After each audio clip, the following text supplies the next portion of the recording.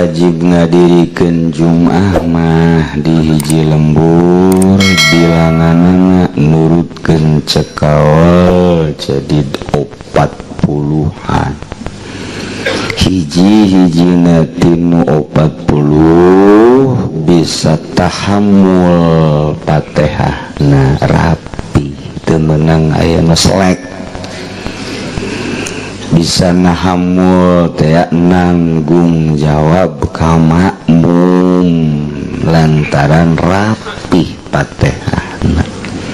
tah nu 40-an eta ngaranna wajib ngadirikeun Jum'ah bahasa fikihna inqadul Jum'ah. Lamun kurang ti 40-an atawa leuwih ti 40 ngan Fatihahna teu pernah diajikeun cara di Lampung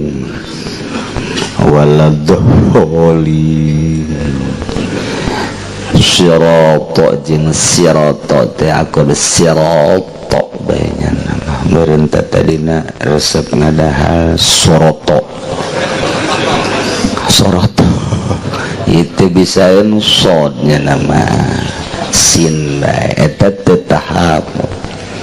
titah ditasydidkeun iyyaka na'budu wa iyyaka nasta'in nama iyyaka na'budu wa iyyaka nasta'in iyyaka na'budu wa iyyaka nasta'in sekali iyyaka na'budu iyyaka na'budu wa iyyaka ya afkir cara kotok negeri penciteun afkir ya pasti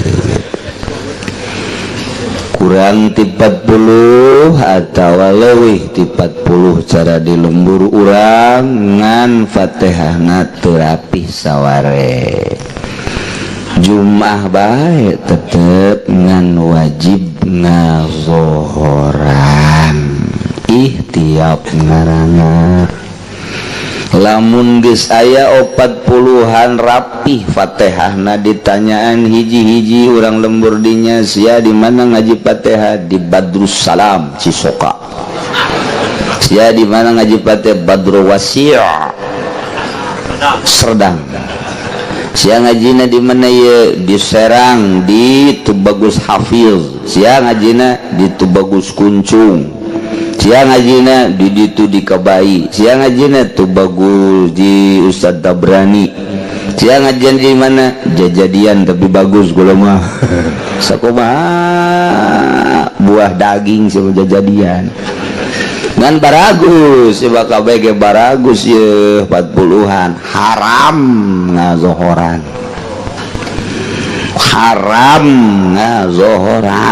Jum'ah geus beres Jum'ah wiridan balik teu meunang ngazohoran haram ngazohoranana lantaran teu aya sapeting salat genep ngan 5 geus lamunnya Jum'ahnya zohor berarti urang nambahan salat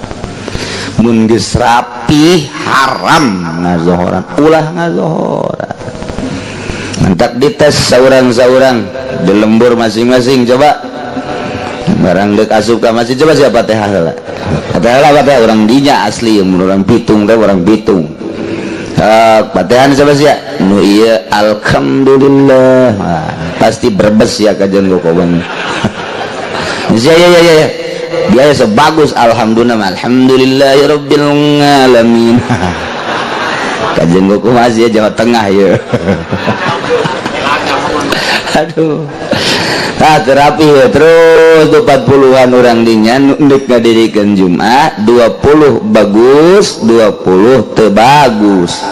eta Jum'ah bae ngan wajib ngazohoran ihtiyab ngaranna jadi dipasang-pasangkeunana kudu pada tempat. Nah pernah terjadi di dia menteu salat Jum'ah aju ngazohoran aya tamu marah ka imah syukur aju marah bae sia ieu jukeula tuh lo marah apa-apa ini kiai katanya oh terus jangan ngacaprak didengekeun lah teu edan ieu ngacaprak mah edan beneran namun kitu mananya heula rapi datang ngacaprak capeun ngap-ngapan lagi sakumaha nu bengek. Udah kita buka masalahnya, dibongkar tak kitu ala kadar nya nangahaneng masa kumaha ke bodi ewe.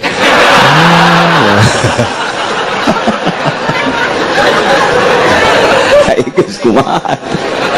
aja udah meminta hampura banyaknya, tapi bagus ujung-ujungnya atuh di kampung saya juga katanya mau begitu aja tuh ngajaran tuh terserah bapak di sana.